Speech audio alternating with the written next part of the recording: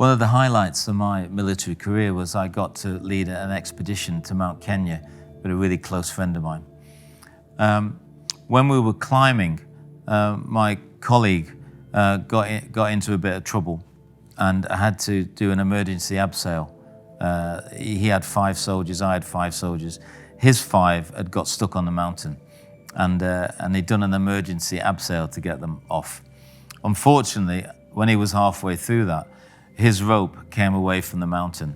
The guys were still on the ledge, and he plummeted to his death.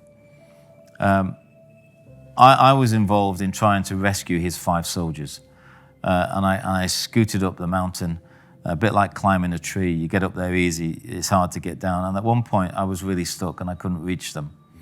And I was in a panic because I couldn't reach them, and they're possibly going to die. And then I realized I was going to die. I was stuck, I couldn't get down. And I leaned into the mountain, and I remember saying, "God, I don't want to die." And at that point, I felt this tap on my shoulder, which was really weird and scary. And I turned, and there was this guy stood next to me who didn't speak, who just kind of pushed me into the mountain, roped me up, walked past me, went round this ledge that I couldn't get by to the 5 soldiers, abseiled all those off, came back round the ledge, unhooked me, abseiled me down to safety, and then disappeared.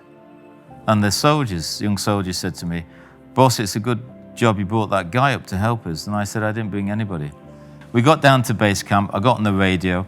I said, "Was there anyone else up here on Mount Kenya? Was anybody climbing?" "No, you're the only military unit that's on the whole mountain." I said, "Did you send them?" "No, nothing." So that was a weird experience that got us off that mountain. And you would think an encounter like that would make you drop to your knees and worship God. I mean, it didn't for me. And it was 4 years later, I think on an Alpha course, I was looking through the Bible, and I came to a piece of scripture in the book of Hebrews. I think it's Hebrews 1, verse 14. And it says that angels are ministering spirits that are sent to those that will inherit salvation.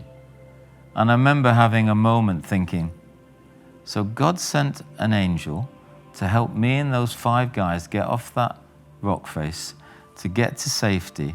And then it takes me 4 years that I inherit salvation. And that was an amazing moment for me, finding that. It's when for me, I think, that the Bible started to be really powerful and speaking into my life.